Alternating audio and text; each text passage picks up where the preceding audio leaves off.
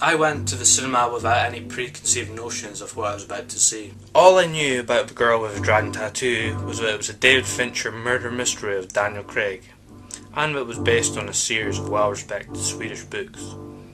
David Fincher is the director of a number of films which I love. For anyone not aware of his work, he was the director of Fight Club, Seven, Zodiac, Social Network, which I have not yet seen. These films have a dark and unique style to them which draws you in, and where you get a different experience each time you watch. And I believe that it will be the same with this film.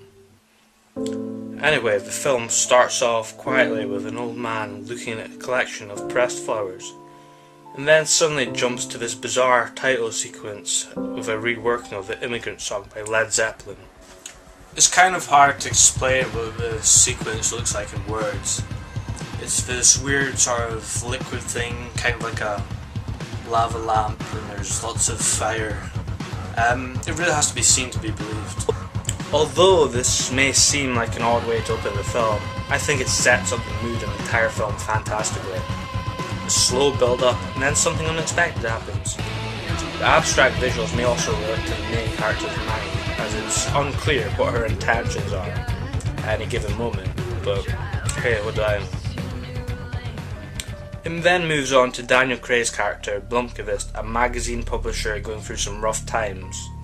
Accused of publishing a story with false information, he decides to lay low until the heat dies down. He then gets called upon by Henrik Vanger, the wealthy old man from the beginning, to investigate the disappearance of his niece. Although hesitant at first, he gets interested by his detailed story and he decides to take it on.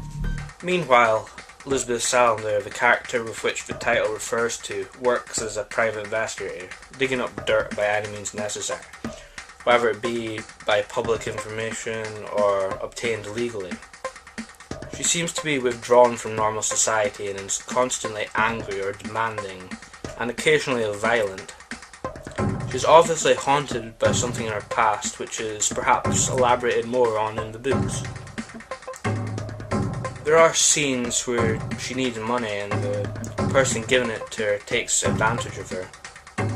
Although these are extremely brutal and graphic scenes, Fincher doesn't linger about with them.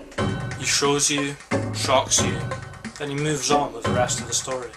She later takes revenge, which is equally shocking but yet justified. At this point I'm wondering how these two stories running parallel relate to each other, because this is about 40 minutes into the film.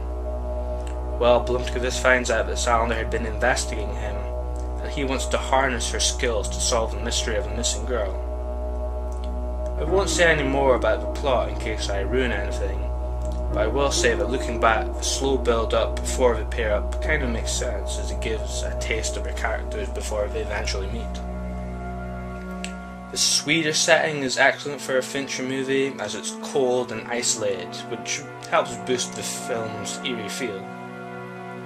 The performances are amazing, especially Rooney Mara as Lisbeth Salander. She shows both a vulnerable and dangerous side.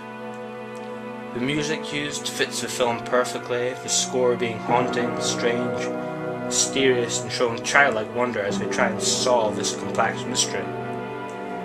To relate it back to other David Fincher films, I would say that its heavy dialogue, strong detail, and mysterious side, similar to Zodiac.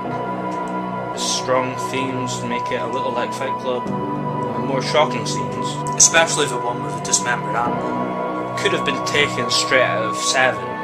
To some people it may seem a bit long at 2.5 hours, but for me I was engaged the whole way. I hope this develops into a great series with the later adaptations of the other books, and I hope the same sort of talent goes behind making them. Anyway, thanks for listening.